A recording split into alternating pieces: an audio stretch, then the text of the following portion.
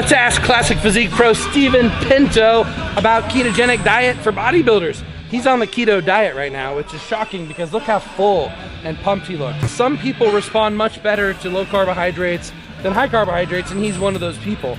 But even for me, who's a moderate responder to carbohydrates, he's recommending that I go on the ketogenic diet as a bodybuilder. And why is that, Steven? So I think for his muscle mass and also his metabolism, I think you're probably an endo-meso. Am I wrong?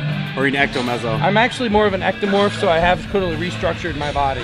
Well, and so that's amazing, and that goes to show what science and with supplementation, what you can do in hard work and dedication. But for myself, because I've learned my body, I know that ketogenic dieting is the best approach for myself.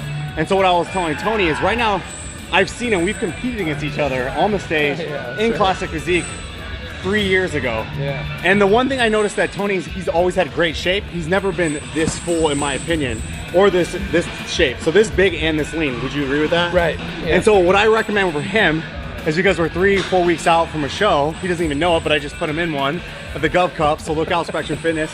I think that's the fastest way for how much size he has right now to meet the Classic Physique qualifications and to look the hardest and leanest. So that's why I was approaching it that way. So what type of ketogenic diet would you have me do? You'd have me start today, right? Yes, today. And that means pretty much no carbohydrates? Correct. So it's a high fat, high protein diet. So with every meal, let's retract. So the only carbohydrates that are coming from are from vegetables.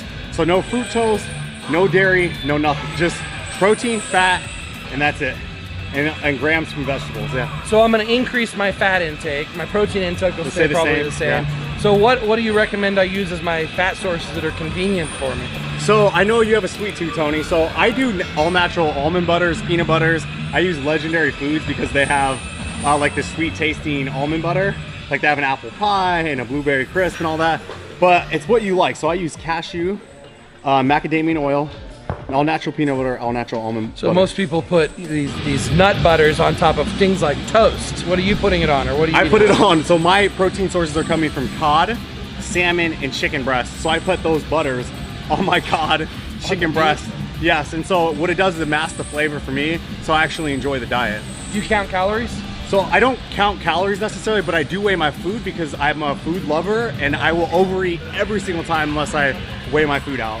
Do you notice it's still important to eat frequently? Because as bodybuilders, intermittent fasting works great for fat loss, but for bodybuilders, we can actually lose money, which is muscle. Muscle's way more important than money. Well, we could lose muscle if we go too long between meals. So interesting enough, my coach is Ariel. His name goes by the name Cuts, Instagram handle. And so we tried that. We tried intermittent fasting, and sure enough, I was able to attain an all-season lean physique. But this all-season, I didn't gain a single pound of muscle. In fact, I lost muscle in the process, but I also didn't necessarily gain fat.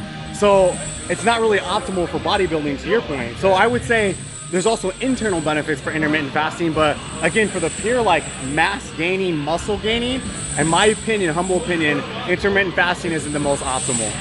Do you think I have to worry about eating too much fat? Like, am I going to get fat if I eat too much fat? Because they say that on the ketogenic diet, if you're really in ketosis, you can actually have a little bit more flexibility. You eat too much fat, your body will actually convert it to ketones and flush it out rather than store it as fat. So I think just like with any type of dieting, if you do anything in excess, I think there is the capability and capacity where you can gain. It's still a calorie in, calorie out game. And so let's say if your normal one takes 2,000 calories and you go to keto and you're doing 10,000 calories, you are going to gain fat. In my opinion, I haven't experimented on that, but the science says that that's what would happen. Now, do you ever feel flat? Most of us who have carbohydrates in our diet, when we go without carbohydrates, the muscles deflate and feel flat. Do you ever, I know you don't look like that now, but do you ever feel like that when you miss a meal? Oh, so yeah, absolutely. So when I miss a meal on keto, like if I go with a 4-hour window without eating because of work and just people's lives, like it's just how your life is, you're busy, I definitely do feel more flat. And maybe that's a psychological thing, but in the gym, I just don't feel as pumped, and I end up actually working on with a hoodie on, which is even more depressing. But no, but in all seriousness, I think you have to stick to your meals on keto. Otherwise, I also notice when I skip meals, I want to binge and I have these crazy cheating. So I think that's the other reason, in my opinion, the frequency on keto as well. Not only the muscle growth and all that. So when I used to do keto before, I would mega dose things like sodium to try and hold more water in the muscle so I can keep that fullness. Is there anything that you do to increase the fullness to get back to the feeling of being on a high carb So diet? we never talked about this, but yes, I would say definitely my salt intake is extremely higher, probably than it would be if I was doing carbohydrates, because salt makes you hold water. And so when you have no carbs in there, it helps fill up your muscles pretty nice, at least for me and my metabolism and my genetics. And so I actually do a lot of salt for each meal, and I just dab it on. And so yeah, I do. So post-workout, the science, and historically bodybuilders said that we wanted an insulin spike post-workout, which you can also just get from protein powder technically. But do you even try to get an insulin spike after around workout So time? it's hard to do that because I'm a ketogenic diet. So I actually don't, and I know the science behind it like you're saying, but I feel like if you have a pretty good foundation, which I've felt like I've earned it, I've been lifting since I was 12 years old, that I had the foundation that I'm not sacrificing anything by not spiking insulin level post-workout.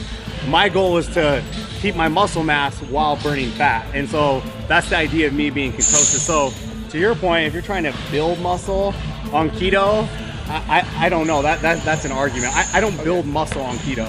Okay, keto's more for hardening up, for health, for shredding down. Those three things, yeah. Got it. All right.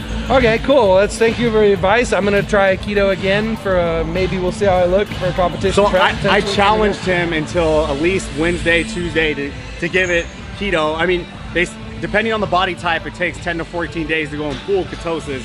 But I just want Tony to try because he's kind of a outlier to dieting, because he'll have, like, every night, 2 a.m., he'll have cereal. Like, my genetics can't get away with it. But on the other hand, maybe his genetics couldn't, but he's built your metabolism that way where you could sustain that and have that. Because look at him, he's lean and big and full. And so if I'm gonna do ketogenic diet, I can actually get into ketosis today.